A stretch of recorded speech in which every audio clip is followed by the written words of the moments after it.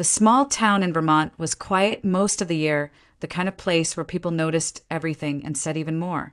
That morning, the chatter outside the only grocery store echoed through the frosty air. Women stood near the entrance, arms folded, voices lowered but sharp, while men shifted their boots in the gravel, pretending not to listen but catching every word. The topic was the same in every corner. Richard Carter had finally walked out on his wife. Can you believe it? After all she did for him, one woman whispered, shaking her head. He should have drowned that night, another muttered, her words sharper than the wind. Olivia saved him, and this is how he repays her. The gossip buzzed like hornets, harsh and relentless. It had been 3 years since the night Olivia Carter's life had changed forever. She had seen Richard stumble onto the frozen river after too many drinks at a neighbor's barn party. By the time she reached him, the ice had cracked, plunging him into the black water below. She should have called for help, but there was no time. She ran straight onto the ice, fighting against the freezing wind, clawing her way to him. Somehow, she managed to pull him up, to push him onto the edge of the broken ice. But in the process, a heavy slab gave way beneath her, pinning her lower back against the sharp edges. By the time neighbors rushed to help, it was too late. Olivia was alive, but her spine was injured, her strength stolen from her. At 33, she found herself living in a body that betrayed her. Some days, she could manage small movements around the house. Other days, especially when storms rolled across the Green Mountains, pain would force her back into bed, her eyes clouded with dizziness. At first, Richard had stayed. He brought her meals, checked on her, even sat by her bedside in silence. But it wasn't long before patience wore thin. Richard was only in his mid-30s, strong and restless. He began to disappear at night, claiming he needed space, that he couldn't watch her suffer. Whispers around town said he had company on the other side of the river, but Olivia tried to believe otherwise. Until the morning, he stopped pretending. That day, the house was cold, the stove untouched. Olivia lay propped against a pile of pillows, the light from the window casting pale shadows across her tired face. Richard stood in the middle of the room, shoving clothes into a worn duffel bag. His jaw was set, his eyes empty of anything resembling love. "Richard," she whispered, her voice trembling, "please, don't leave me like this. How am I supposed to manage?" He zipped the bag and turned to her, his voice cutting like glass. "I've done enough, Olivia. I sat here for years, watching you waste away. I can't live like I'm in a prison anymore. I'm a young man. I need a normal woman, someone who can walk beside me. Do you understand? Normal." The word hung in the air like a slap.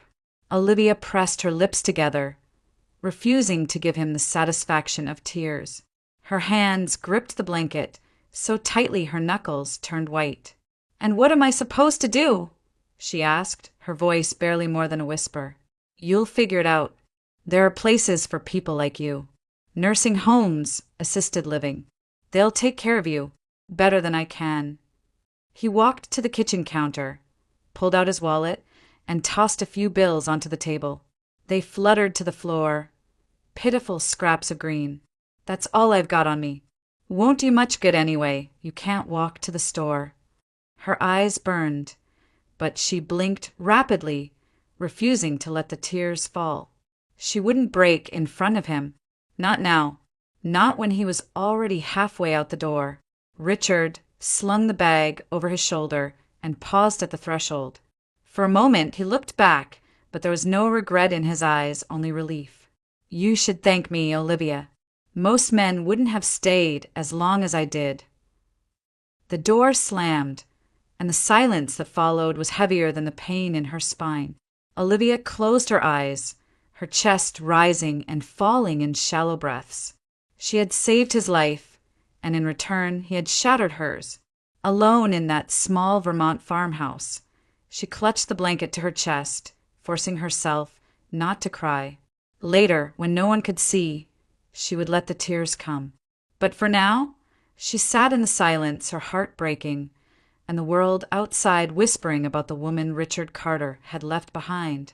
The farmhouse was wrapped in silence after Richard's departure, the kind of silence that felt alive, pressing, watching, echoing in the hollows of Olivia's chest. The lamp in the living room burned low, casting shadows along the wooden walls. She hadn't moved from her place on the couch, pillows stacked high behind her back. Every muscle ached, but the pain was nothing compared to the emptiness Richard had left behind. Sometime after nightfall, a sudden knock rattled the front door.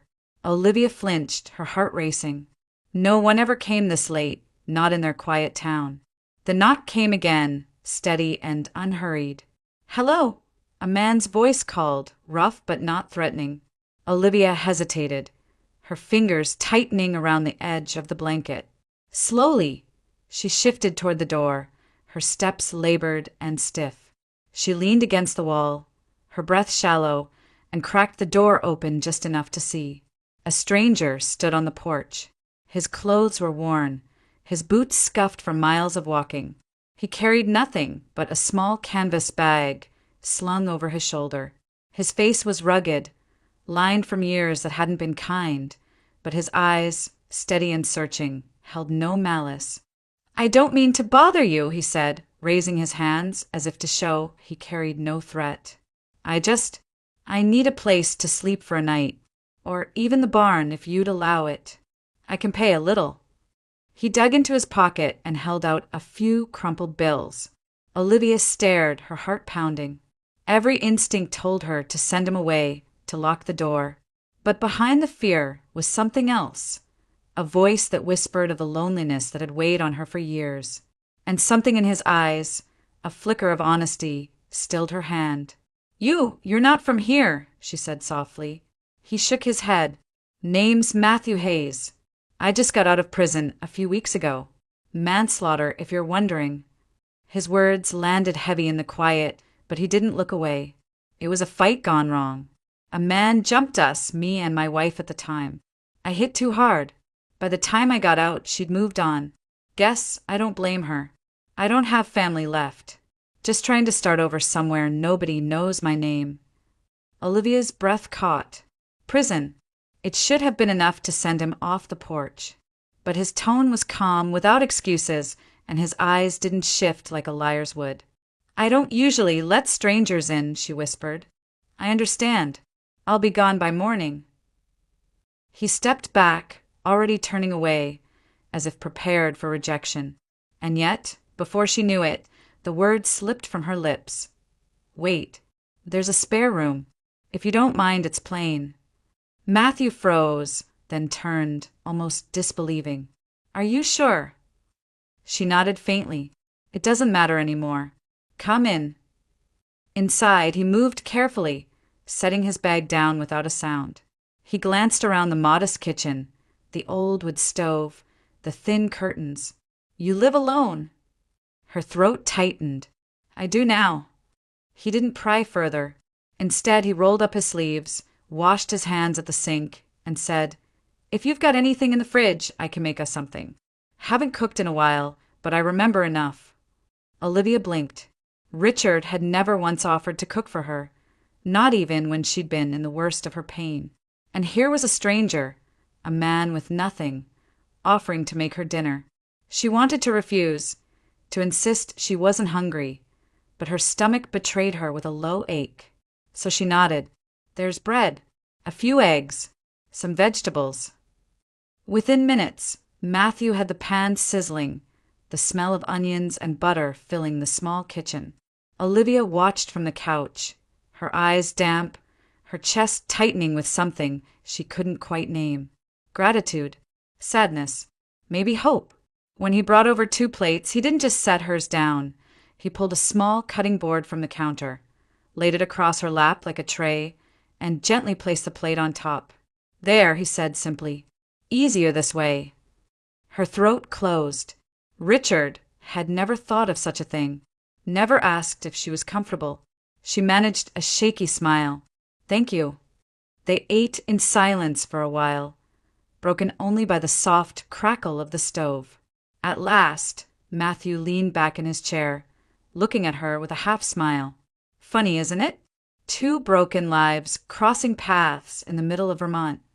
Olivia lowered her eyes, but for the first time in years, she felt less like a burden and more like a person someone truly saw.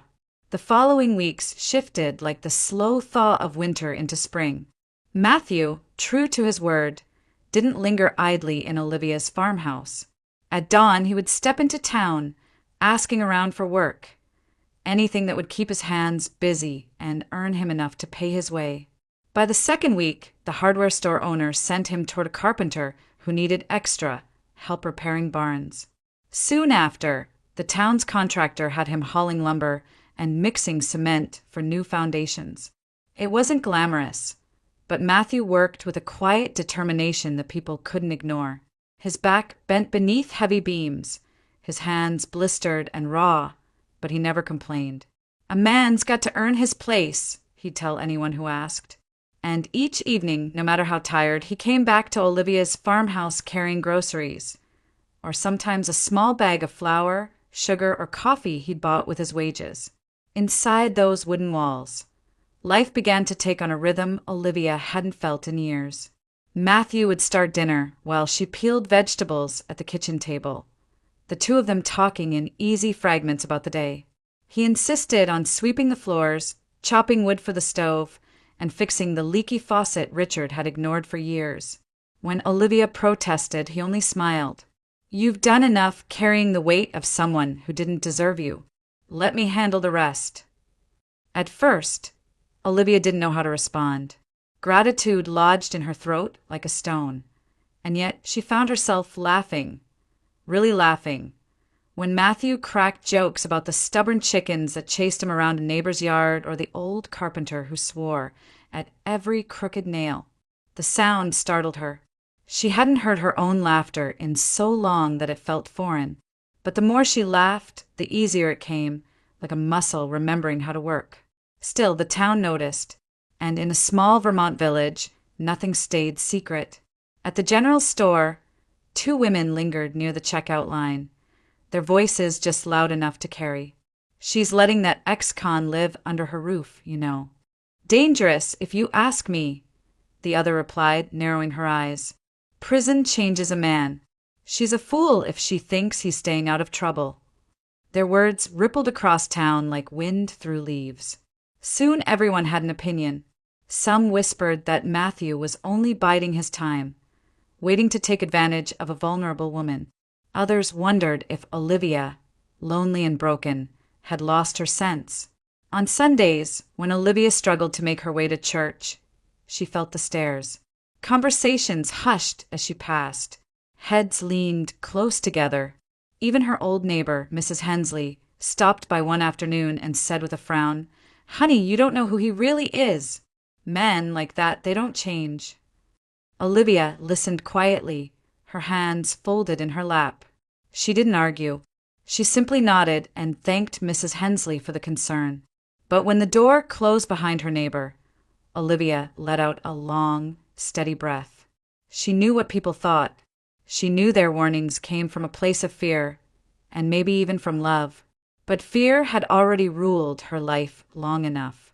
With Richard, she had lived in fear of abandonment, of never being enough, of waiting for affection that never came. With Matthew, there was no fear. There was honesty even in his flaws. Late one evening, after Matthew had finished scrubbing the dishes, Olivia watched him quietly from her place on the couch. The lamplight softened the hard edges of his face, revealing not just the man who had spent years behind prison walls, but someone carrying a burden of regret and a hunger for redemption. "Why are you doing all this?" she asked suddenly. He turned, drying his hands on a rag. "Because I can. Because I should. Because for once, I'd like to put something good back into this world." Her chest tightened, and she swallowed against the emotion rising in her throat. Richard had never said anything close to that in all their years together. He had taken her sacrifices for granted, dismissing them as duties rather than gifts. Matthew, with his past scarred and his future uncertain, was showing her a kind of kindness she hadn't known existed. For the first time since the night on the river, Olivia let herself imagine that life could be different, not easier, not without struggle, but better. And that fragile thought, blooming quietly in her chest, was enough to make her smile long after Matthew had gone to bed. It was Matthew who finally broke the silence one night. They were sitting at the kitchen table, a plate of cornbread between them, when he looked at Olivia with that steady gaze of his. "You need to see a doctor again," he said simply. Olivia froze. "I've seen enough doctors to last a lifetime. They said the damage was done." "Maybe, but maybe not. Things change. Treatments change. You won't know unless you try." His voice wasn't pleading. It was firm, matter of fact, like a man laying bricks. Olivia wanted to argue, but something in his certainty left her no room. So, a week later, she found herself in Burlington, sitting in a rehab clinic with Matthew at her side. Dr. Raymond leaf-flipped through her old records, his brows knitting. "Mrs. Carter, you should have continued physical therapy immediately after your injury. The spine stiffens, muscles weaken. You've lost critical time." Olivia felt her stomach sink. She looked down at her hands, ashamed as if she'd failed. But the doctor's tone softened. "That doesn't mean it's impossible. It will be hard, harder than it would have been 3 years ago. Painful. But if you commit, if someone makes sure you stick with it, there is still a chance you can improve. Perhaps even walk without support." Her heart gave a painful twist. She wanted to believe him, but fear whispered louder. "And if I fail?" "Then at least you will know you tried," Dr. Lee said. Then he turned to Matthew. "She will need someone to push her, someone who won't let her quit." Matthew nodded without hesitation. "You can count on me." The following week, Matthew built what the doctor had sketched out, a rough rehab frame, welded together by a neighbor who owed him a favor, set up in the spare room. Wooden rails, bars for support, an imitation of the equipment Olivia should have used years ago. It looked brutal, almost like a torture device, and Olivia felt her chest tighten at the sight of it. "This is madness," she whispered. "This," Matthew said firmly, "is your chance." The first attempt nearly broke her. She gripped the bars, her arms trembling, as Matthew braced her waist. When she tried to straighten, a bolt of pain shot through her back, searing down her legs. She gasped and collapsed against the frame, her breath ragged. "I can't," she cried. "It hurts too much." Matthew steadied her, his voice low but unwavering. "Pain means your body's still alive, still fighting. Don't let it win." Day after day, the battle continued. Olivia's knuckles turned white against the bars. Sweat soaked through her clothes. Tears streaked her cheeks as pain clawed at her spine. Some days she screamed. Others she fell silent, retreating inside herself. Each time, she whispered the same words. "I can't. Not anymore." And each time Matthew was there. "Yes, you can. One more step. One more try. Look at me, Olivia. Don't you dare give up now." One evening, after hours of struggle, she collapsed onto the bed, her body trembling, her face wet with tears. "Why are you doing this to me?" she sobbed. "Why won't you let me quit?" Matthew knelt beside her, his voice breaking with the weight of his own scars. "Because I know what quitting costs. I quit once, on myself, on my marriage, on everything. It destroyed me. I won't let you make the same mistake. You deserve more than this pain, Olivia. You deserve to stand again, even if it's only for a single step." Her breath hitched, her hands covering her face. The room was thick with silence, broken only by her quiet sobs. Yet in that silence, a seed took root, a stubborn ember of defiance. The next morning, she rose with the dawn and walked to the rehab frame on her own. She gripped the rails, her jaw set. "One more step," she whispered, echoing his words. And though her body trembled, though the pain sliced through her, she lifted herself again.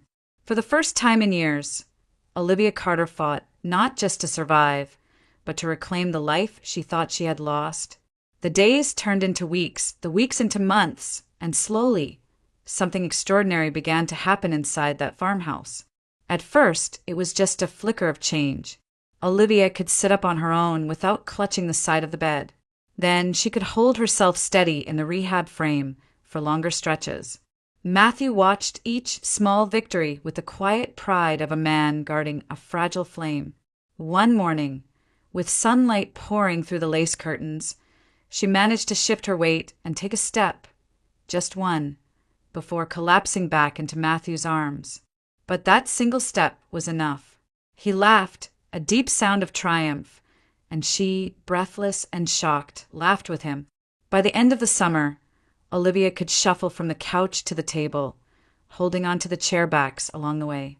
And one crisp autumn afternoon, she walked to the porch, unaided, and sat in the rocking chair her father had built. Neighbors passing on the road stopped, stunned, as if they'd seen a ghost. "Is that Olivia Carter?" one of them whispered. "Walking," another answered, disbelief heavy in her voice. The gossip spread fast. Some shook their heads, saying it was temporary, that she'd fall back into her broken state soon enough. Others muttered that Matthew must be behind it, driving her too hard. But even those whispers carried a note of awe. Everyone had counted Olivia out. And yet here she was, defying them. Inside the house, life was different now.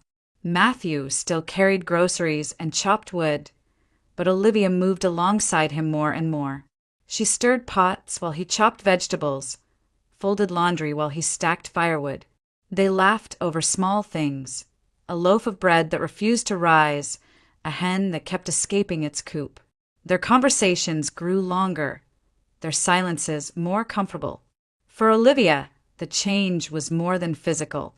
With Richard, silence had been heavy, laced with resentment and unmet longing. With Matthew, silence felt safe, like a shared blanket on a cold night. One evening, as the first snow fell across the fields, they sat by the fire. Matthew leaned forward, his elbows on his knees, staring at the flames. His voice was low, almost hesitant. "I need to tell you something," he said.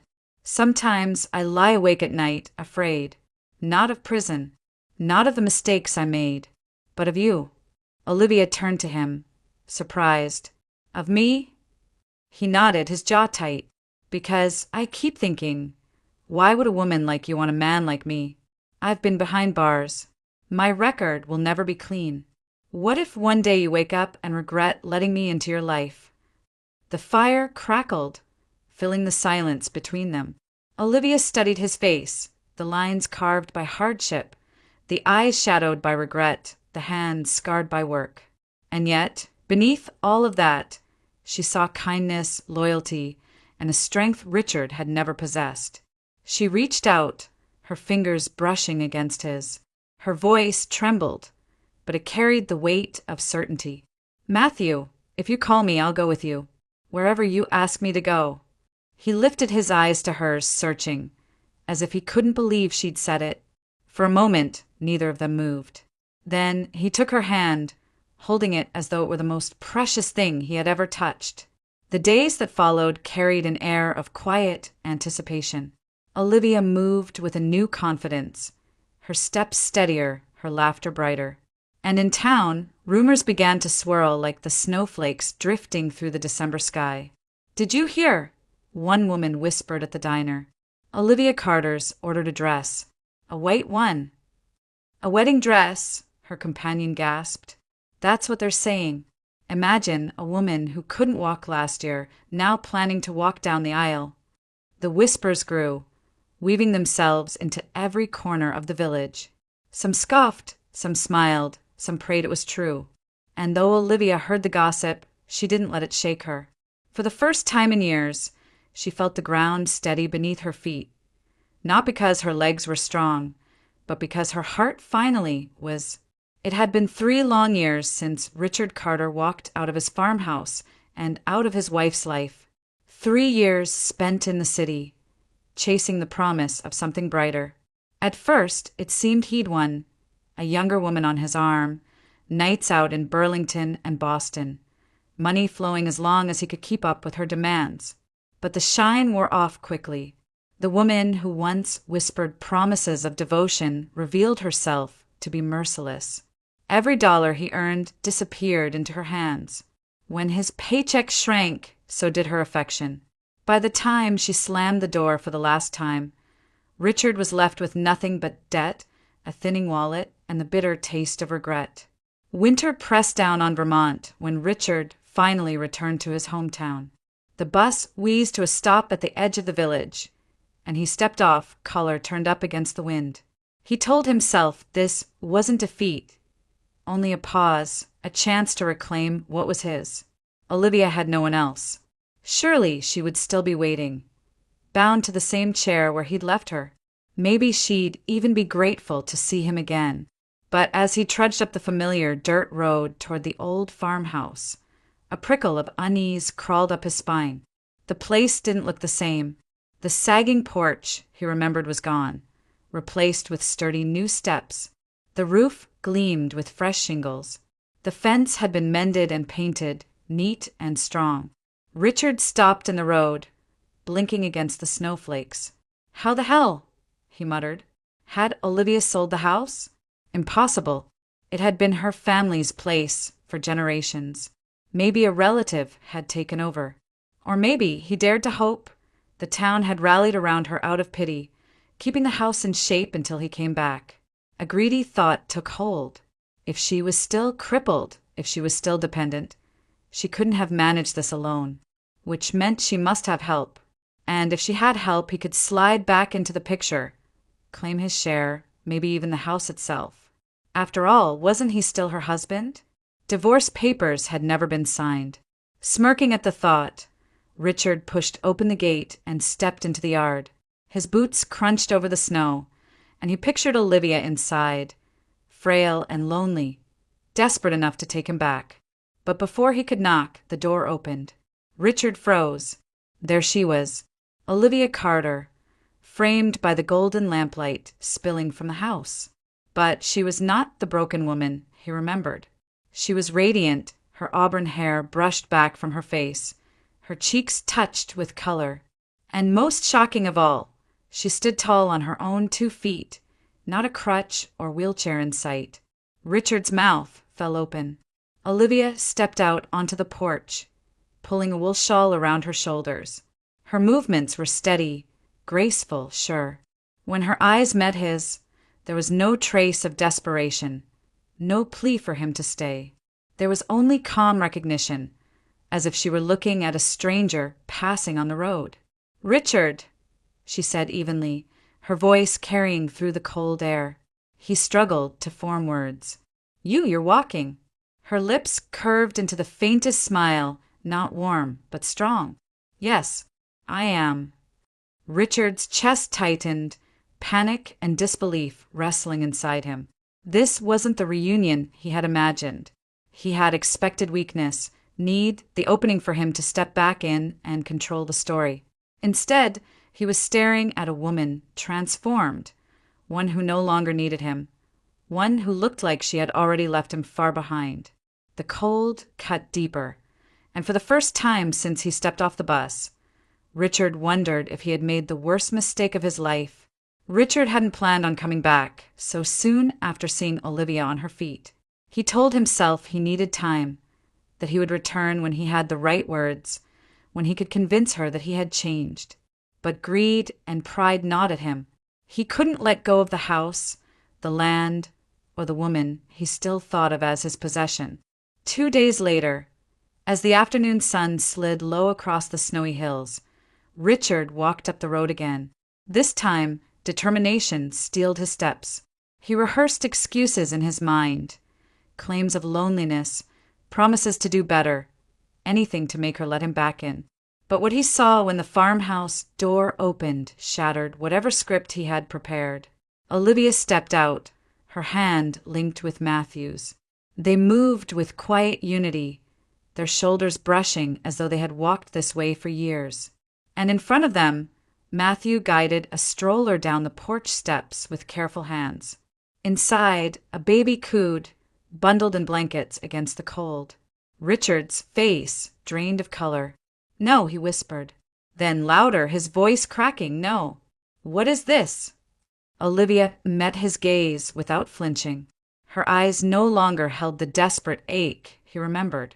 They were clear, steady, and full of something he had never earned from her. Strength. Richard's pulse thundered. He stormed toward them, his breath sharp in the icy air. "You think you can just replace me? After everything? You're still my wife.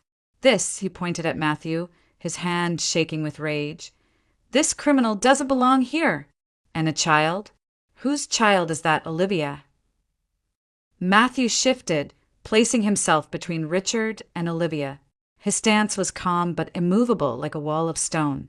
His voice was steady, carrying the weight of a man who had already survived worse battles than this. "This is my wife," he said, each word deliberate, final. "This is our family. You don't belong here anymore. Don't come back." Richard stopped short, his anger faltering under the sheer conviction in Matthew's tone. The words hit like a hammer, closing every door Richard had imagined he could still force open. He turned desperately to Olivia, searching her face for a crack, for some flicker of the old dependence that had once chained her to him. "Olivia," he begged, his voice trembling now, "you don't mean this. You need me. You always needed me. Don't you remember?" Olivia stepped forward, her hand still resting lightly on the stroller's handle. Her expression was calm, almost serene. "I remember," she said softly. "I remember saving your life on that river. I remember the pain that never left me. I remember waiting for you, believing you cared. And I remember the day you walked away and told me I wasn't enough." Her voice sharpened, not cruel, but undeniable. "That woman doesn't exist anymore. I am not yours to take back, Richard. Not now, not ever." Silence fell over the yard, broken only by the faint cry of the baby in the stroller. Richard's breath hitched. He looked at her, standing tall, standing free, and something inside him cracked. For the first time in years, he felt fear. Not just fear of losing her, but fear of the man at her side. Whispers around town had already reached him. Matthew Hayes, the ex-convict, the man who had once taken a life in a fight. Looking at Matthew now, Richard realized those whispers carried a warning. His knees trembled, his pride crumbling as quickly as his plans. Without another word, he stumbled back a step, then another, until he turned and staggered down the road. Olivia watched him go, her shoulders straight, her face unshaken. Beside her, Matthew rested his hand gently over hers. Together, they stood in the fading light, no longer haunted by Richard's shadow. Richard did not look back. He knew what he had lost, and he knew he could never reclaim it. Richard's figure shrank against the horizon until he was nothing but a blur moving down the snowy road. No one called after him. No one asked where he was going or if he'd return. For the first time in his life, he had no audience, no pity, and no place to belong. By the time he reached the bus stop at the edge of town, the truth weighed on him heavier than the duffel bag over his shoulder. He was a man utterly alone.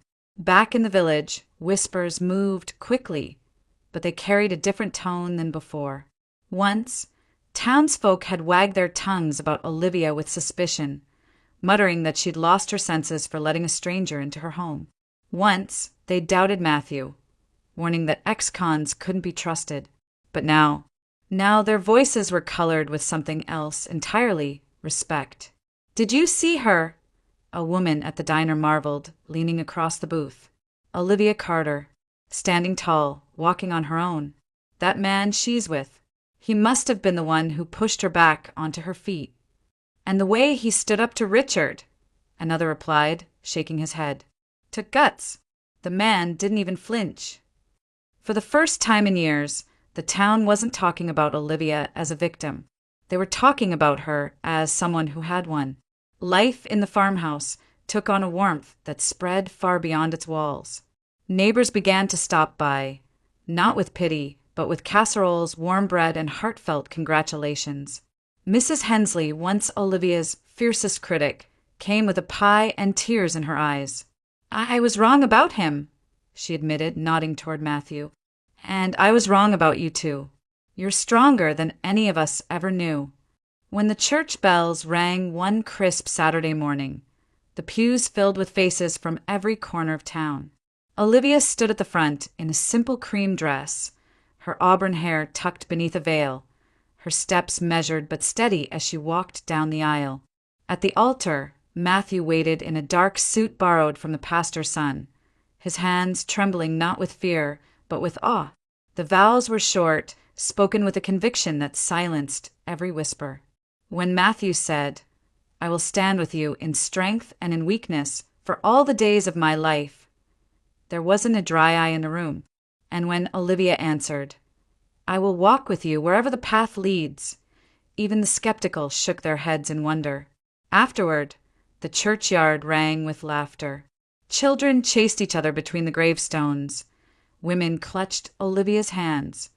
Men clapped Matthew on the back. No one spoke of his past that day. They spoke instead of their future, of a family forged not in ease but in fire, tested and found unbreakable. Seasons turned as they always do. Winter melted into spring, and spring swelled into a lush Vermont summer. By the time autumn rolled across the hills, Olivia's life had blossomed into something she once thought impossible. The farmhouse glowed with fresh paint, its windows bright, its garden overflowing with pumpkins and chrysanthemums. Inside, a crib stood by the window, and the soft laughter of a baby filled the rooms like music. One golden morning, with leaves drifting down in shades of amber and scarlet, Olivia stepped outside. She no longer needed Matthew's steady arm to hold her, but he offered it anyway, pushing the stroller with their child bundled inside. They walked down the gravel path together, the cool air brushing their cheeks. Olivia paused, looking out across the rolling fields. 3 years ago, she had watched this same landscape through a fog of pain, convinced her life had ended. Now, standing here with Matthew and their child, she felt something entirely different, a surge of quiet triumph, a trust in tomorrow. Her eyes shimmered in the sunlight, and a small, unshakable smile touched her lips. She had been broken, abandoned, told she was less than whole. And yet here she was, stronger than ever, walking her own path. Because true strength, she realized, had never been about flawless bodies or perfect lives. It lived in the courage to rise again, in the heart's stubborn refusal to surrender, and above all in the choice to love herself, to love the man who saw her worth, and to love the life that was still hers to claim. As Matthew slipped his hand into hers and their baby gurgled softly in the stroller, Olivia Carter knew her story was no longer one of loss. It was one of renewal, of sweet, quiet revenge against every doubt, every cruel word, every man who thought she couldn't stand again. And with that knowledge, she walked forward into the morning, her eyes lit with the unshakable faith of a woman who had finally, beautifully come home to herself.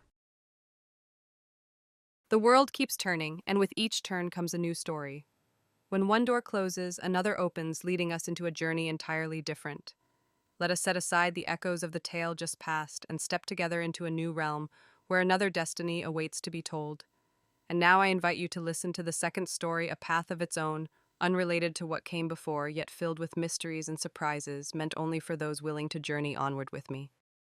The late afternoon sun stretched long shadows across the Houston skyline as Megan Cole pulled her car into the underground garage of one of the city's most prestigious high-rise buildings. The tower loomed above her, its glass facade gleaming with the last hues of daylight.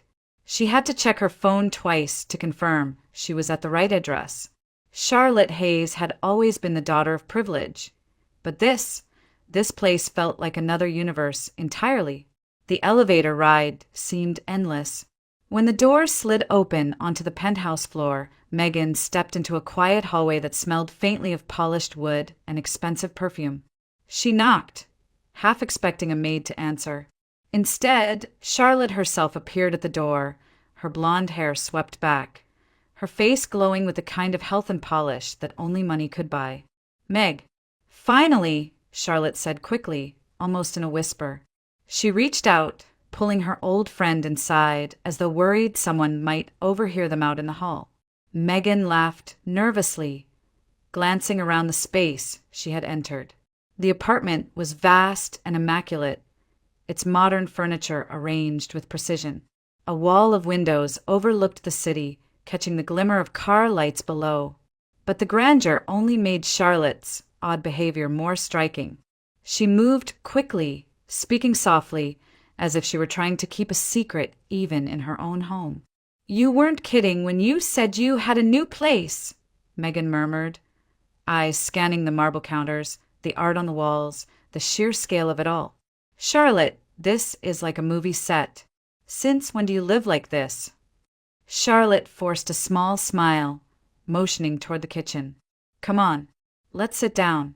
I made coffee." The two women sat at a glass dining table, the cups steaming between them. Megan studied her friend closely. In school, Charlotte had always been bright and full of energy, always the one laughing the loudest. Now she seemed different, measured, careful, her hands fidgeting with the handle of her cup. "You've changed," Megan said gently. "It's not just the apartment. It's you. What's going on?" Charlotte hesitated, her gaze shifting toward the window before returning to Megan. "There's something I need to tell you, and I need you to promise you won't freak out." Megan raised her brows. "Well, that already makes me want to freak out. What is it?" Charlotte drew in a deep breath, her fingers tightening around her cup. "I'm engaged."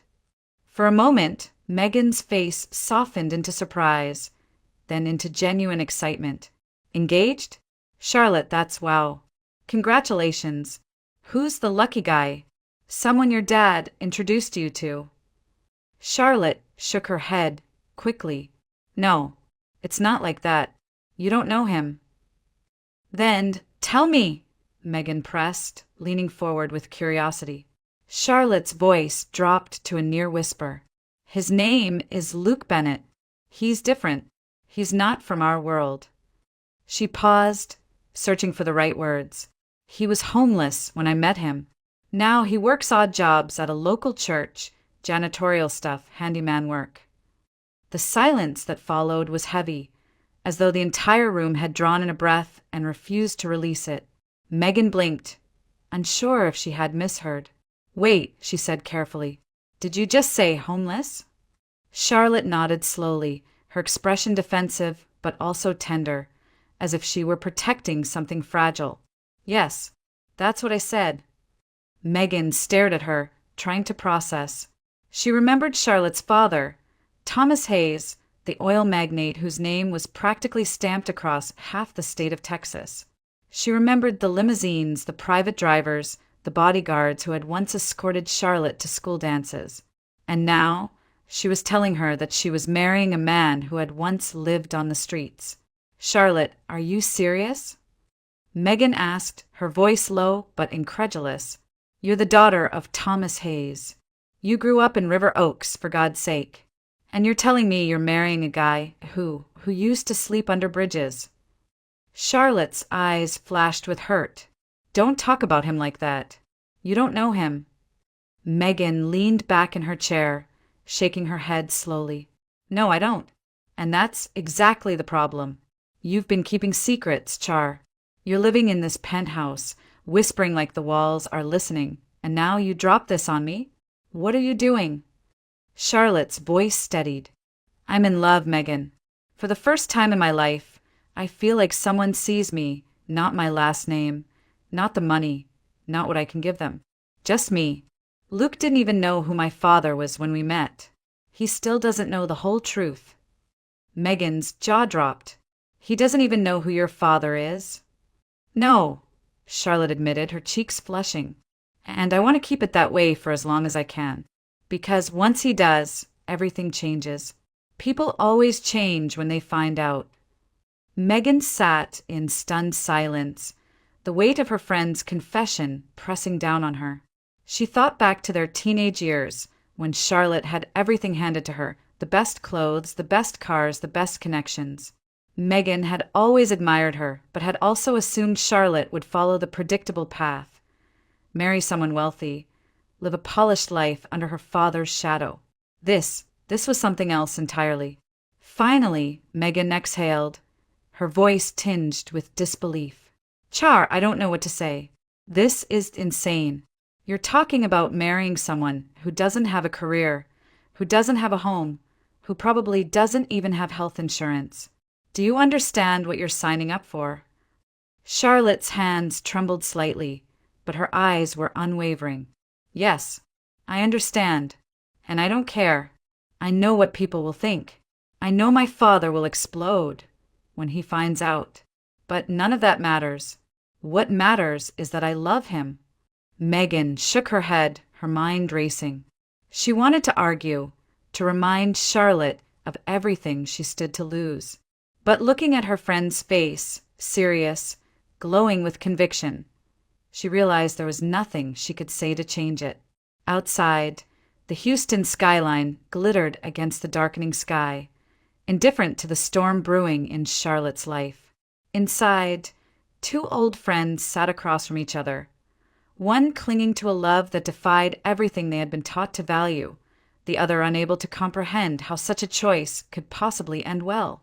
Charlotte sat back in her chair, her fingers tracing the rim of her coffee cup. Megan was still staring at her in disbelief, waiting for an explanation that could make sense of what she had just heard. Charlotte drew in a slow breath and began. It happened on a night I'll never forget, she said quietly, her eyes distant, as if replaying the memory on a screen only she could see. It was late, past midnight, and the commuter train rattled through the outskirts of Houston. Charlotte had boarded after a long evening with friends, tired but alert. She had chosen a nearly empty car, thinking the quiet would be a relief. Instead, she found herself the focus of three men whose laughter was too loud, their bodies unsteady from alcohol. They moved toward her slowly, their words crude, their smiles predatory. She froze at first, clutching her purse, her heart pounding. No driver, no security guard, just her and those men closing in. Then, suddenly, another figure rose from the far end of the car. Tall, broad-shouldered, his clothes worn and his face unshaven. He moved with a kind of restless energy. He stepped between Charlotte and the men, his voice firm, carrying an edge of warning. That's enough. Leave her alone. The men laughed at him, mocking his ragged clothes, his tired face. But he didn't back down.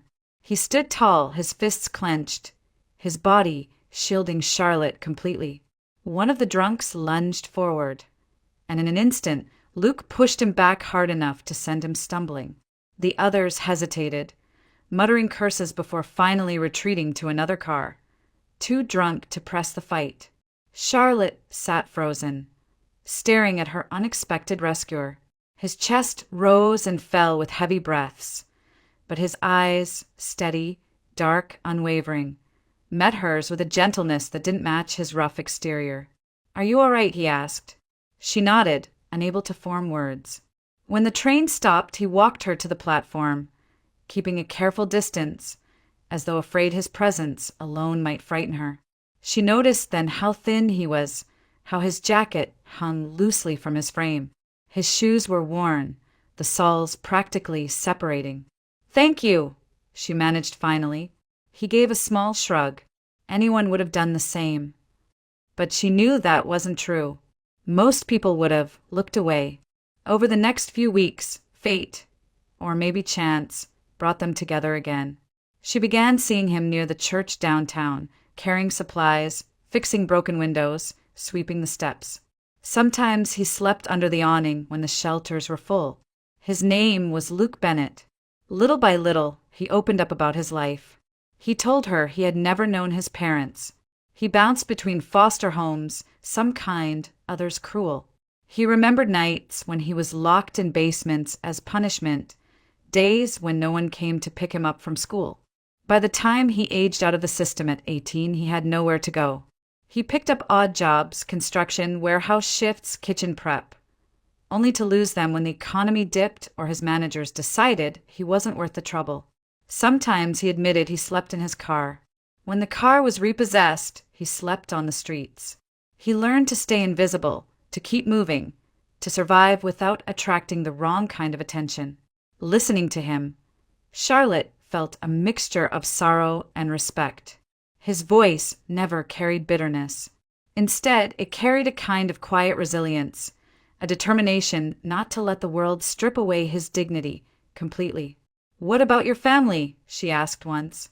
He shook his head. "I don't have one. Never did. Maybe someday. I'll make one of my own." That simple statement had lodged itself in her chest.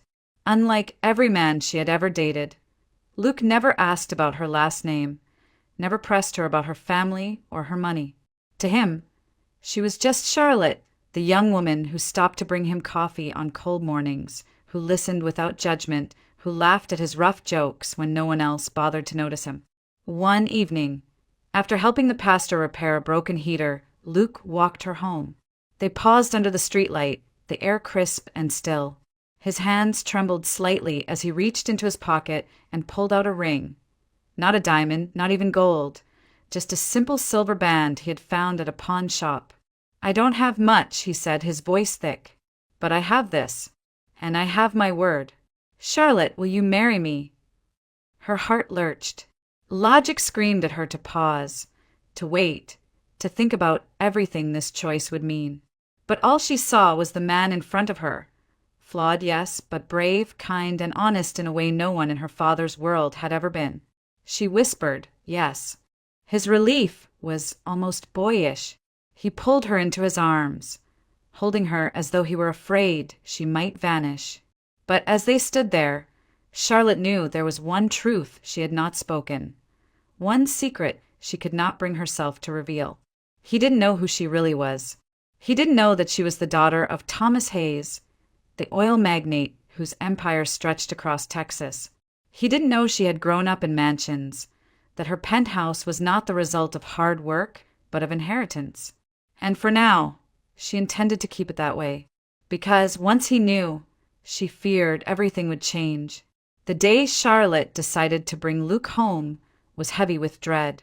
She had rehearsed the conversation in her mind a dozen times, but none of those rehearsals could soften the tension she knew was waiting for them. Thomas Hayes was not a man easily impressed, and he was certainly not a man to forgive what he considered weakness. The Hayes estate sat on the edge of River Oaks, its gates tall and imposing, its driveway curving past manicured hedges and a fountain that gleamed under the Texas sun. Luke shifted uneasily in his seat as Charlotte's car rolled forward. He wore the only suit he owned, one she had helped him pick out from a second-hand shop. The jacket fit a little loosely across his shoulders, the fabric not nearly as fine as the clothes Thomas was accustomed to seeing at his dinner table. Charlotte reached over and squeezed his hand. "Just be yourself," she whispered. "That's all that matters." He nodded, but his eyes betrayed his nerves. When the butler opened the front door, the cool blast of air conditioning hit them first, followed by the faint scent of leather and oak. The house was everything Luke imagined. Grand but cold, polished but sterile. They were led into the study, a room lined with shelves of leather-bound books. Its centerpiece a massive mahogany desk where Thomas Hayes sat like a judge awaiting trial. Thomas looked up slowly, setting aside the papers in front of him. His silver hair was perfectly combed back, his tailored suit crisp even in the casualness of home. His eyes, sharp and calculating, moved over Luke in a single sweep, assessing, measuring, already judging. "So," Thomas said at last, his voice steady but edged with disdain, "this is the man my daughter has chosen." Charlotte bristled.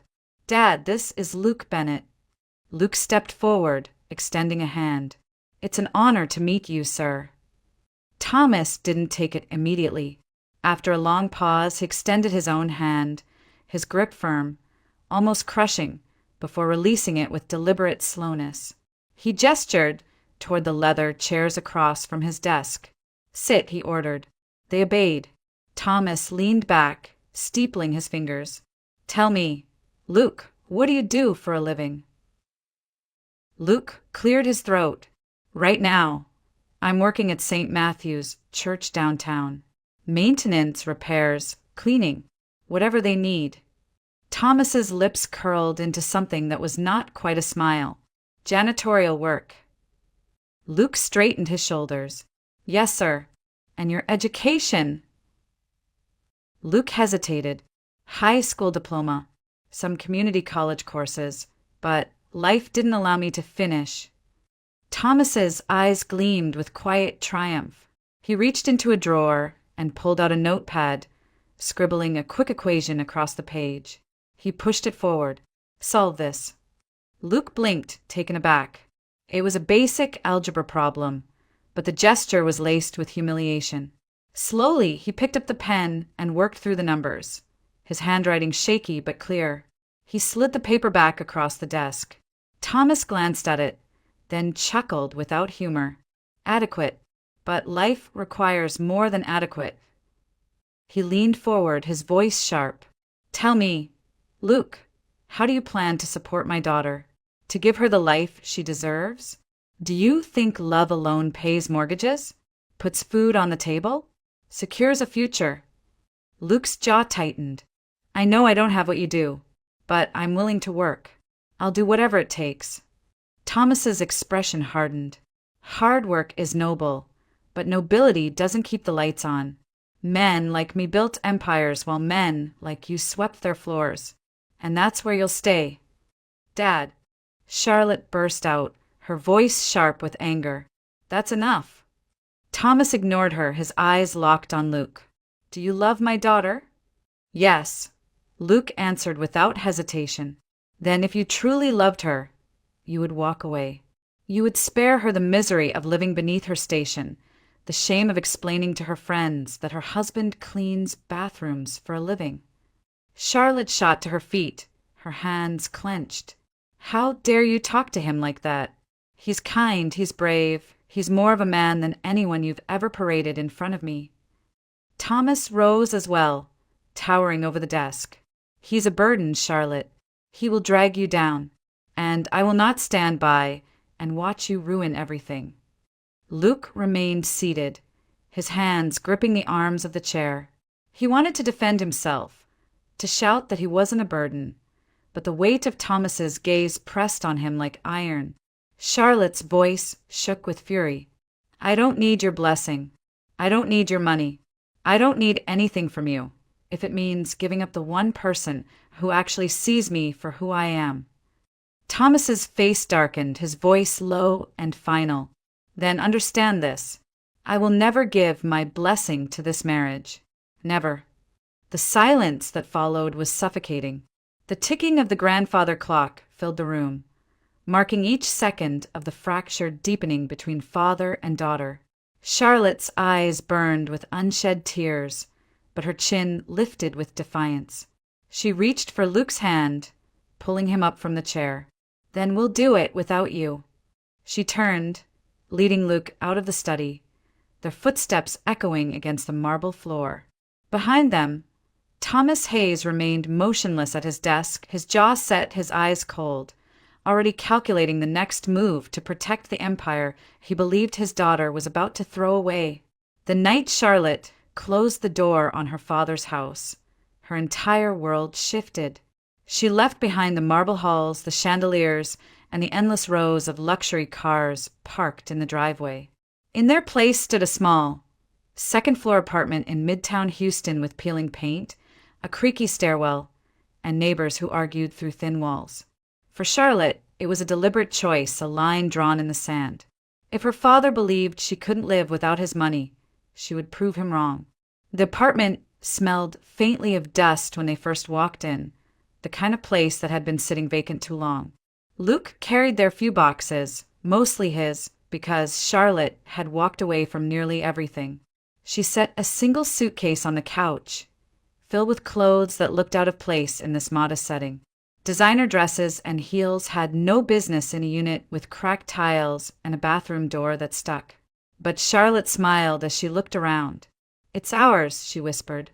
Luke kissed her forehead. "Yeah, it's a start." They slept that night on a mattress still wrapped in plastic, their bodies pressed close for warmth because the heater barely worked. The sounds of traffic outside replaced the quiet hum of her father's estate, and the thin blinds lent the glare of a street lamp that never turned off. Charlotte stared at the ceiling long after Luke's breathing evened out, telling herself over and over that love would make the discomfort worth it. In the weeks that followed, Luke tried to embrace the chance at a better future. Despite Thomas Hayes's disdain, Luke had taken his advice to heart. He enrolled in a beginner's IT course at a community college, believing that learning technical skills might open doors to stable employment.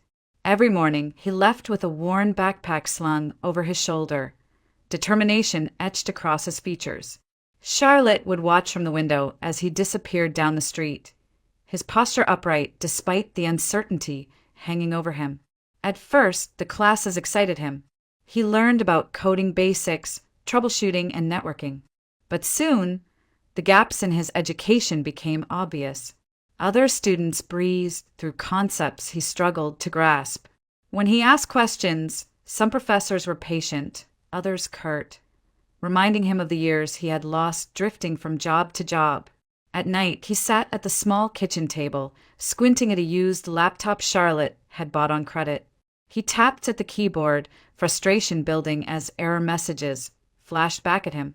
Charlotte would place a gentle hand on his shoulder. "You'll get it, Luke.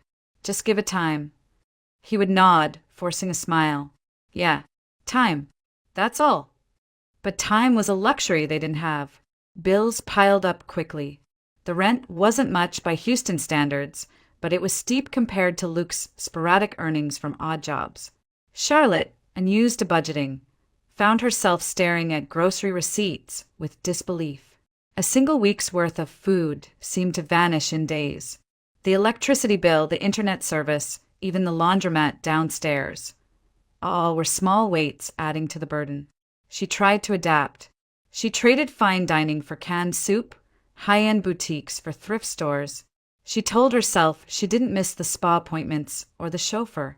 And yet, late at night, she caught herself longing for the quiet luxury of her old life. The way hot water never ran out, the way lights didn't flicker when the wind rattled the windows. Luke noticed the strain in her eyes.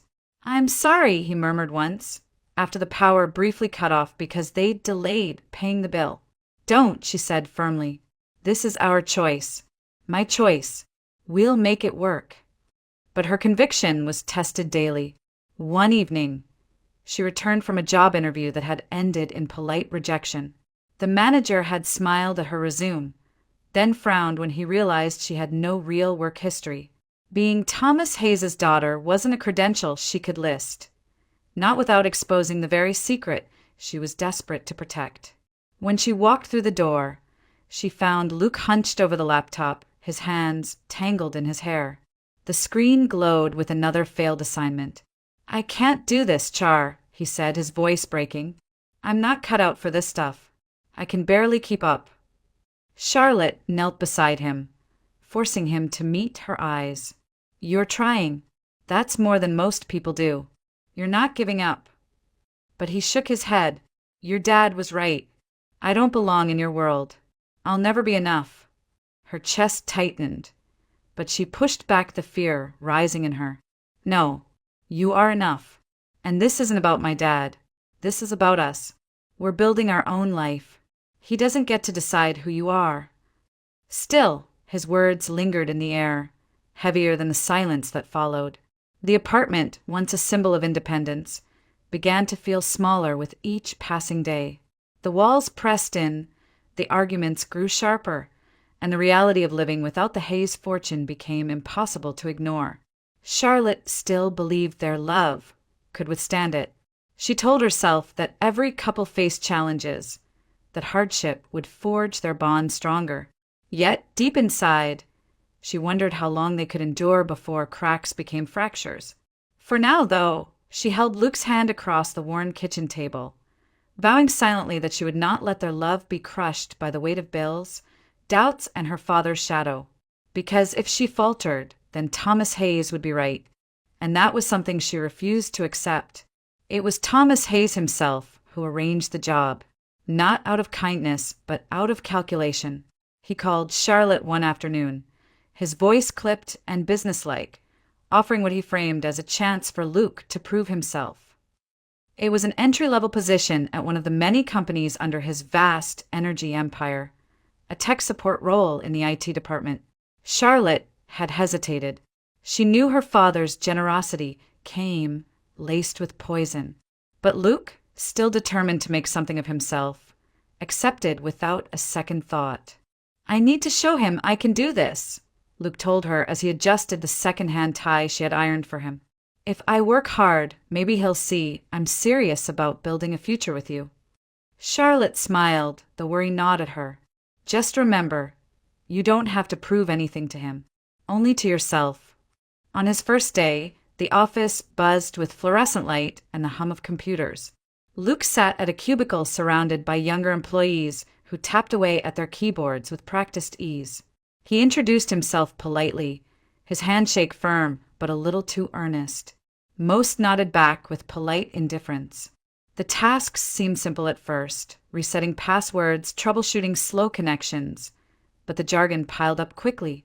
Network protocols, system patches, firewall updates. Luke scribbled notes in a battered notebook, determined to keep up. But determination could only carry him so far. One Thursday afternoon, the department lead asked him to run a routine software update across several servers. It was the kind of task the others did without thinking. Luke followed the instructions as best he could, clicking through prompts, double-checking the manual. But a single wrong keystroke, one overlooked confirmation box, set off a chain reaction. Within minutes, a portion of the company's internal network crashed. Emails froze.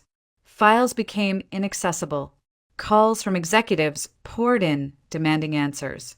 By the time IT specialists restored the system, the damage was done. Hours of productivity lost. A contract meeting delayed. Money slipping through the cracks. Luke sat frozen at his desk, sweat gathering at his temples as his supervisor's voice thundered across the floor. "Who authorized this?" All eyes turned toward him.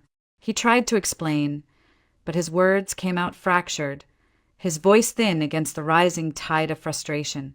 The supervisor didn't care about explanations. He wanted accountability. The following morning, Luke was called into HR. The meeting was short, clinical. They cited inadequate performance and failure to meet role requirements. He was told his final paycheck would be mailed.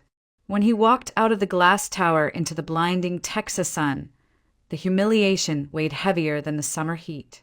His tie hung loose, his shoulders slumped. To him, it wasn't just a job lost. It was proof that Thomas Hayes had been right all along. That evening, Charlotte found him sitting on the edge of their bed, staring at the floor. The silence in the apartment was thick, broken only by the hum of the old refrigerator. "I got fired," he said finally, his voice flat. Charlotte dropped her purse onto the table and rushed to him. "What happened?" "I messed up. Cost them hours. Maybe money too. They said I wasn't ready." "They're right." He rubbed his face with both hands. "I don't belong in that world, Char. Your dad was right about me." Her chest tightened, anger sparking to life. "No, don't you dare say that. This isn't your fault. He set you up to fail." Luke looked at her, exhausted. He didn't push the button. "I did." She sat beside him, gripping his hand. "Because you were under pressure.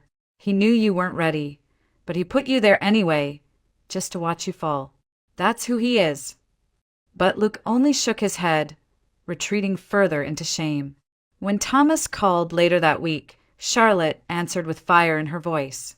"Was this your plan?" she snapped. "Throw him into a job you knew he wasn't prepared for, just so you could say, 'I told you so'?" On the other end, Thomas's voice was calm, detached. "I didn't set him up to fail. I gave him an opportunity. A man either rises to the occasion or he doesn't. He didn't." "He's trying," Charlotte spat. He's working harder than anyone I've ever known. Thomas's reply cut sharp as a blade. Hard work without skill is useless. Love doesn't make up for incompetence, Charlotte. You need to stop living in a fantasy.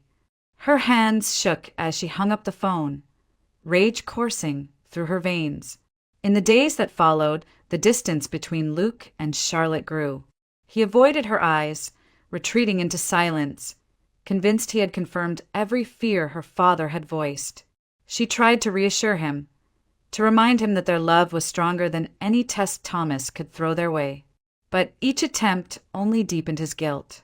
To Luke, every bill on the counter, every rejection letter from Charlotte's job search, every flicker of the faulty apartment lights was proof of his inadequacy.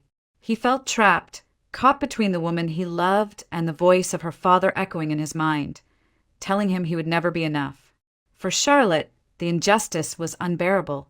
She could fight her father's disdain, but she could not fight the quiet way Luke began to fold inward, swallowed by his own doubt. The fracture was no longer just between father and daughter. It was now inside their home, pressing against the walls of their fragile new life, daring them to survive it. Charlotte had never filled out a job application before. In her father's world, positions appeared at the snap of a finger, openings created simply because Thomas Hayes decided someone belonged somewhere. But now, sitting at the small kitchen table in their cramped apartment, she stared at the endless lines of forms with a sinking feeling in her chest. Work history, references, years of experience. She had none of those, at least none that would make sense outside the walls of her father's empire. Still, she pressed on. Every morning, she left the apartment dressed neatly in clothes from the thrift store, her resume tucked into a folder. She walked into offices, boutiques, even small diners, offering a smile she hoped seemed confident. At first, she told herself the rejections didn't matter. The polite smiles, the clipped "we'll call you," the glances at her resume followed by a shake of the head. But as the days stretched into weeks, those tiny wounds added up. Employers looked at her polished manner, her last name when she accidentally slipped it onto a form, the lack of real experience, and saw a girl who didn't belong in their world. More than one manager leaned back in their chair, studying her with suspicion. "You're Thomas Hayes's daughter, aren't you?" they asked, the tone not curious but wary. And when she nodded, the door always closed. At home, Luke tried to stay supportive, but she could see the worry tightening his shoulders. He picked up more shifts at the church, sweeping floors until his hands blistered, fixing broken windows late into the night. Yet, no matter how hard he worked, the paychecks never stretched far enough. Charlotte refused to let him carry the weight alone. She pushed harder, taking bus rides across the city for interviews that lasted 5 minutes before someone dismissed her. She endured the patronizing smiles of hiring managers who told her she was overqualified for cashier work and underqualified for anything more. One afternoon, after another rejection at a downtown office, she met Megan for coffee. Her old friend studied her with a mixture of concern and disbelief. "Char, what are you doing to yourself?" Megan asked. "You don't need to live like this. You could go back home, patch things up with your dad. You don't have to prove anything." Charlotte bristled, stirring her coffee though she hadn't touched it. "I do have to prove something. To him, to Luke, to myself.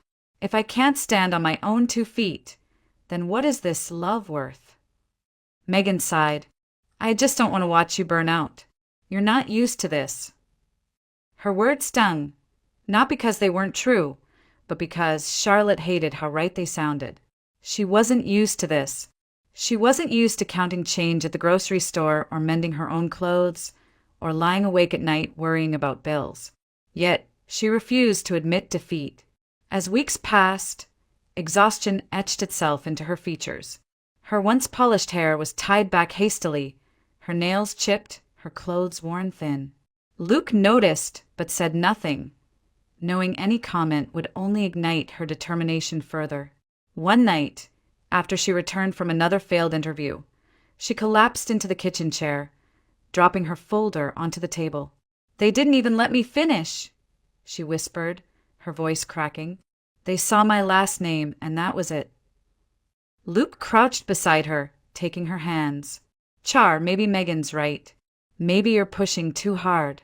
You don't have to prove anything to me. But she pulled her hands free, her eyes burning with stubborn fire. Yes, I do. Because if I can't, then my father wins. He'll say you're nothing, and I'm nothing without him. I won't let that be true. Her resolve scared Luke almost as much as her exhaustion, but he didn't stop her. He couldn't. This was a battle she needed to fight. In the quiet hours of the night, Charlotte sometimes wondered if she was chasing an illusion, if love alone was enough to sustain them. Why did every day feel heavier than the last? Yet, when she looked at Luke sleeping beside her, his face softened in rest despite the lines of worry. She reminded herself why she kept going. Independence wasn't about luxury. It wasn't about showing off success. It was about proving to her father, to the world, and most of all to herself, that she could build a life on her own terms. Even if it meant stumbling through rejection after rejection. Even if it meant sacrificing comfort, pride, and peace of mind. Because to Charlotte Hayes, surrendering was not an option. It was on one of those heavy Houston afternoons, when the air clung to skin and the sidewalks radiated heat, that Charlotte's past walked straight into her present. She had gone downtown for yet another interview, her resume folded neatly in her bag, her nerves wound tight. The interview had lasted all of 12 minutes, polite smiles, a glance at her thin resume, and then the same refrain she had grown accustomed to. We're looking for someone with more experience. Discouraged, she stopped at a cafe on Main Street to gather her thoughts. The hum of conversation and the clinking of cups offered some distraction from the voice in her head telling her she was failing. She was stirring her iced coffee absently when she heard her name spoken behind her. Charlotte Hayes. She turned, startled, and found herself staring into a pair of familiar blue eyes. Nicholas Carter, Nick, as she had once whispered with affection, stood there, older but instantly recognizable. His suit was sharp, his tie loosened just enough to suggest confidence without arrogance. The years had etched lines of maturity around his mouth, but the charm that once drew her in was still intact. "Nick," she breathed, rising to her feet. "It's been years." "Since college," he said with an easy smile. You look incredible. I almost didn't recognize you here." They sat down together, the air charged with an unspoken weight of old memories. She remembered late nights in the library, his hand brushing against hers, the way they'd once imagined a future that never came to be.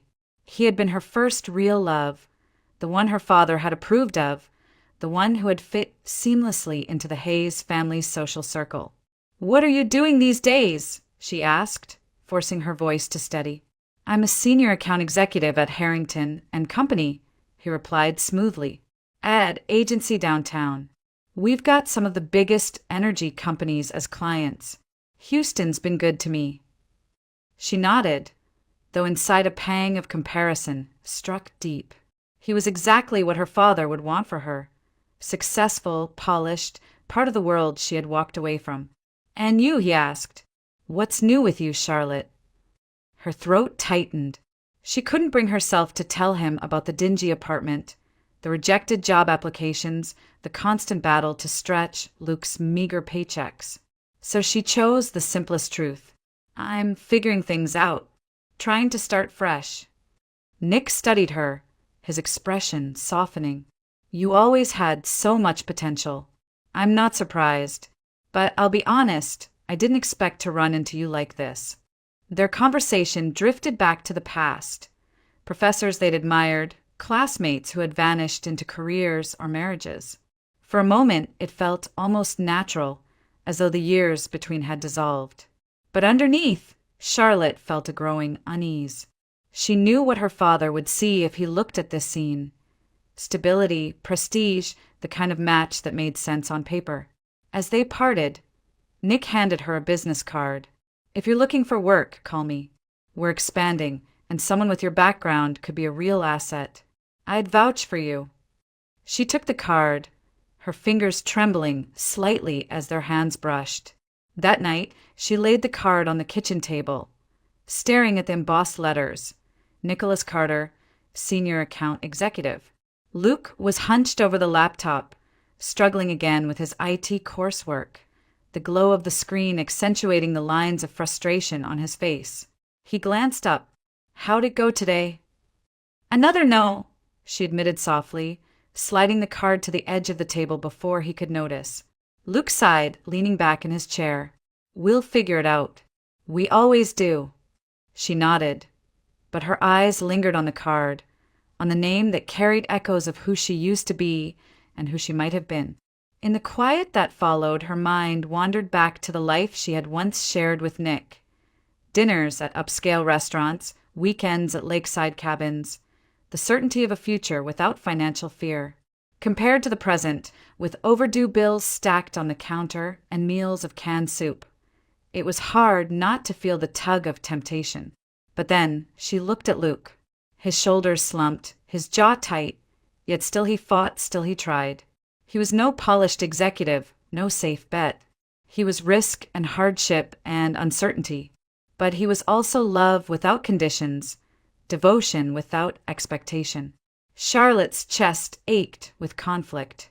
Nick represented the path her father wished she had chosen, a path lined with security, approval, and ease. Luke represented the path she had chosen for herself, one lined with struggle, sacrifice, and the stubborn hope that love was worth more than money.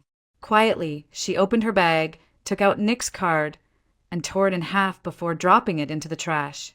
That chapter, she decided, was closed for good.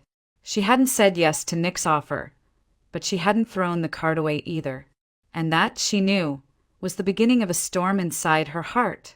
The whispers began quietly, but they grew louder with each passing week. At first, it was Megan's cautious voice over coffee, lowered in sympathy, but sharp in meaning. Char, how do you really know Luke isn't with you because of your name? Because of what he thinks you might still have? Charlotte stiffened, brushing the words aside with a practiced smile. He doesn't even know the whole truth, she insisted. He didn't ask me about money when we met. He still hasn't. But Megan's doubt lingered, echoed later in the offhand comments of neighbors who had overheard snippets of her last name, or in the skeptical glance of an acquaintance who remembered her from the world she had left behind. The suggestion was always the same. Men like Luke didn't fall in love with women like Charlotte without a reason. She wanted to ignore it, to dismiss it as envy or misunderstanding. Yet at night, when bills piled high on the table and Luke returned home exhausted from odd jobs, she felt the gnaw of uncertainty. Love was supposed to be enough, but was it enough to bridge a canyon as wide as the one between their lives? The more she tried to silence those thoughts, the more they seemed to surface in her conversations with Luke. One evening, they sat together on the worn couch, a takeout pizza box balanced between them. Luke ate slowly, his mind clearly elsewhere. Charlotte broke the silence. Do you ever think about more? About what we could have if things were different? He glanced at her. More money, you mean? She hesitated. Not just money. Stability. Security. A life where we don't have to count every dollar. Luke leaned back, his eyes steady but tired. Char, I don't need all that. I've lived with nothing and I survived. What matters is that we're together. I don't dream of penthouses or luxury cars. I just want a roof over our heads and food on the table. Her chest tightened. But don't you see? My father will never believe in us if we don't prove we can make it on our own. I have to show him. We have to show him. Luke's brow furrowed. Why does his opinion matter? We don't live for him. We live for us. But Charlotte shook her head, her voice rising. Because he'll never stop. He'll never let me forget it if you fail. If we fail, I need him to see that you're enough, that we're enough. Luke fell silent, the weight of her words pressing between them. For him, life had always been about survival, about finding beauty in simplicity. For her, It was about defiance, proving to a man who had controlled her life that she was capable of building one without him. Those differences, once invisible, now grew stark. At Megan's urging, Charlotte agreed to attend a small dinner party with some old acquaintances. She told herself it was harmless, just a chance to reconnect, to remind herself she still belonged somewhere beyond the walls of their cramped apartment. But the evening only sharpened the divide. Her friends asked polite questions about Luke, where he worked, what his ambitions were. Each time she answered, she saw the flicker of doubt in their eyes, the unspoken judgment. Later, Megan leaned close, whispering so only Charlotte could hear. You deserve someone who can give you the life you're used to. Don't chain yourself to a struggle that isn't yours. Charlotte forced a smile, but her heart was heavy. That night, she lay awake beside Luke, staring at the ceiling. She remembered Nick's business card still tucked in her bag, a silent reminder of an easier path. She hated herself for even thinking of it, but the thought lingered nonetheless. When she finally spoke, her voice was barely a whisper. Luke, do you ever worry that I'll regret this? He turned toward her, eyes filled with quiet pain. Do you? She shook her head, quickly. No, but sometimes I hear what people say. They think you're with me for money, for my father's name. His face hardened. Is that what you think? No, she said sharply, then softer, almost pleading. I need to believe that love is enough. Tell me it is. Luke took her hand, pressing it to his chest. It is. It has to be, because it's all I have to give.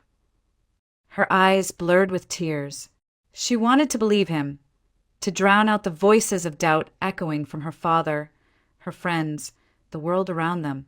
But the silence that followed was heavy, thick with the weight of everything unsaid.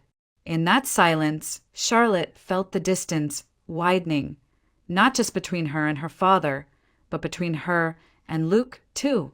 Different dreams, different definitions of enough. The apartment walls seemed to close in, and the air grew stifling with the unspoken tension. Love was still there, steady and burning, but so was doubt, creeping quietly into the corners of their fragile life. The call came late in the evening, unexpected but unmistakable. Thomas Hayes's voice on the other end was clipped, commanding, leaving no room for refusal. Charlotte, bring him here. Tonight. We need to settle this once and for all. When the line went dead, Charlotte sat frozen, her hands trembling. She knew what awaited them. Not reconciliation, but confrontation. Yet, some part of her believed facing her father was inevitable. Luke stood in the doorway, watching her pale. What did he say? She swallowed hard. He wants to see us. He says it's the last conversation. Luke's jaw tightened, but he nodded. Then let's go. The drive back to the Hayes estate was quiet, the city lights flickering past the windshield. Charlotte clutched Luke's hand, her grip desperate, as if anchoring herself against the storm she knew was coming. When they arrived, the mansion glowed with its usual cold brilliance. A servant led them into the great hall, where Thomas stood near the fireplace, a glass of bourbon in hand. The flames behind him cast long shadows, illuminating his expression of unyielding authority. Sit, he ordered, his eyes flicking between them. They obeyed, side by side on the leather sofa, their fingers intertwined. Thomas's voice was calm, but every word carried weight. I won't waste time. Charlotte, you are my only daughter, my legacy, my blood, and yet you stand here, ready to throw it all away for him. His gaze cut to Luke, sharp as a blade. A man with nothing. A man who will give you nothing. Charlotte bristled. That's not true. Isn't it? Thomas snapped, slamming his glass onto the mantel. Tell me, Luke, what do you have to offer her? Money? Stability? A name that carries weight in this city? You think love fills bank accounts? You think devotion pays mortgages? Luke's throat worked as he tried to form an answer. His voice was quiet but steady. I may not have what you do, Mr. Hayes, but I have honesty. I have loyalty. And I love your daughter. I'd give my life for her. Thomas sneered. Romantic nonsense. Marriage isn't about poetry. It's about responsibility.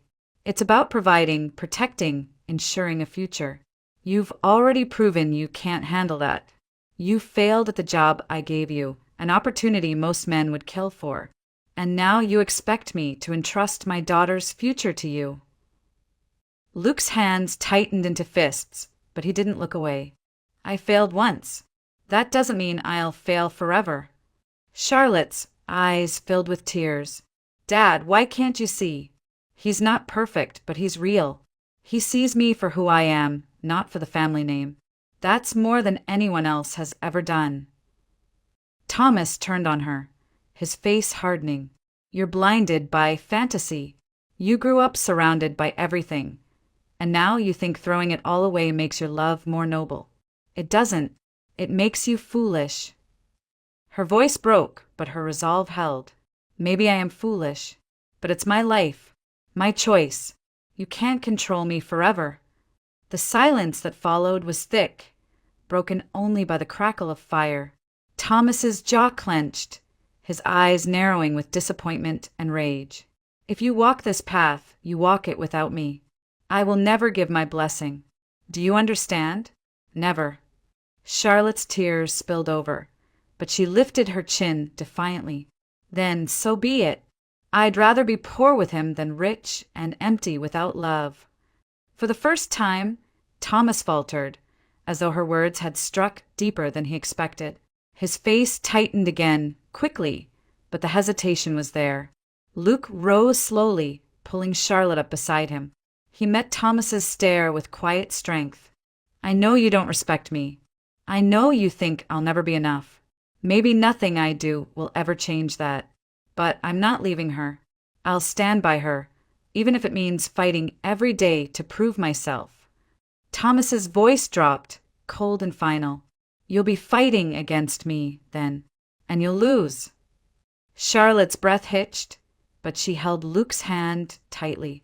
Together, they turned toward the door. The weight of her father's empire loomed behind them, but for once, it didn't stop her. As they walked out of the hall, Charlotte glanced back one last time. Thomas Hayes stood rigid by the fire, his glass untouched, his eyes burning with a mixture of fury and something he would never admit aloud. Fear.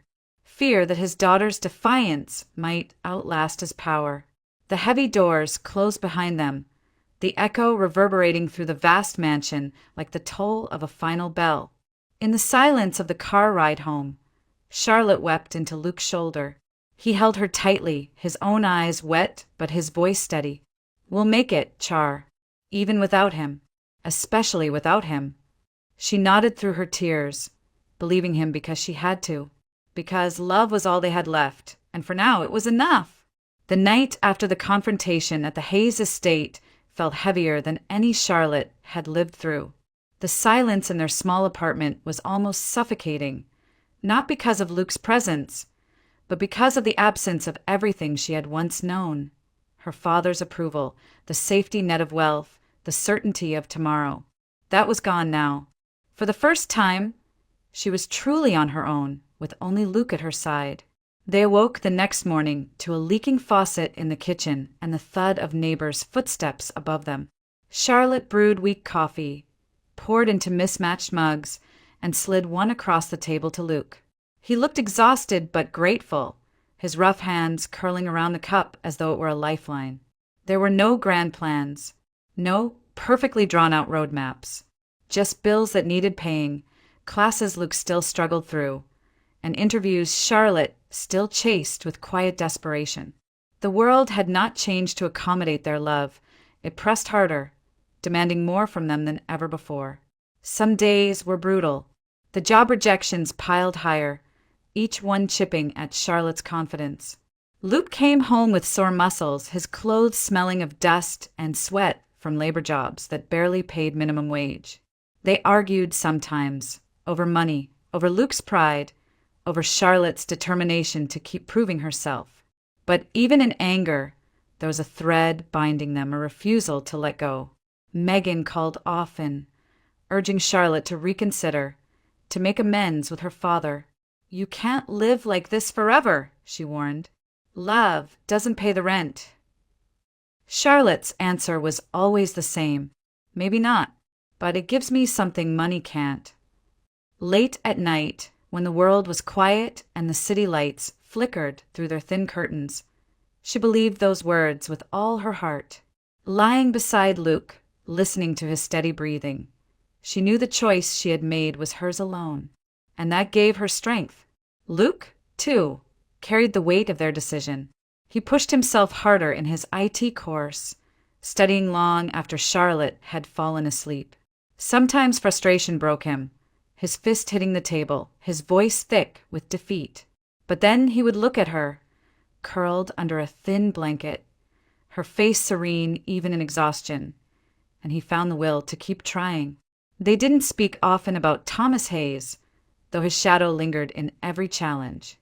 Charlotte knew her father believed they would crumble without him. Each day they survived, each bill they managed to pay, felt like a small act of defiance. There were fleeting moments of joy, too. A picnic in the park with dollar store sandwiches. Laughter when their leaky shower sprayed them both. Holding hands as they walked down crowded Houston streets, invisible to the world but visible to each other. It wasn't the life Charlotte had been raised for, but it was real. And it was theirs. A few days later, Megan called again. Her voice was softer this time, less condescending, more curious. "I saw you two the other day," she said. "You looked happy. Tired, maybe, but happy." Charlotte smiled into the phone. "We are. It's hard, but it's real." There was a pause, and then Megan simply said, "Okay, just take care of yourself, Char." It wasn't an apology, but it wasn't judgment either. And for Charlotte, that was enough. One evening, as they sat together on the fire escape outside their apartment, watching the sun sink below the horizon, Luke turned to her. His eyes were tired, but full of quiet determination. "I can't promise you a mansion, Char. I can't promise you wealth or ease. But I can promise I won't give up. Not on us." Charlotte's throat tightened. She leaned against him, her voice soft but steady. "That's all I need." The future was uncertain. There would be more struggles, more moments of doubt, more nights when they wondered if love was enough. But as the sky darkened and the city buzzed beneath them, Charlotte felt something her father's fortune had never given her: peace. Because for the first time, her life wasn't defined by money or legacy or expectations. It was defined by choice, and she had chosen Luke. The road ahead was unclear, but they would walk it hand in hand. Together, they would stumble and rise, falter and fight, love and endure. True love, Charlotte realized, was not measured by wealth or titles. It was measured by the willingness to face hardships side by side, to carry each other when the weight became too much, to believe in a future even when the present was unbearable. And so, with nothing certain except their devotion, Charlotte Hayes and Luke Bennett stepped forward into that unknown. Not with the blessings of power or the shelter of privilege, but with something stronger: love that refused to break.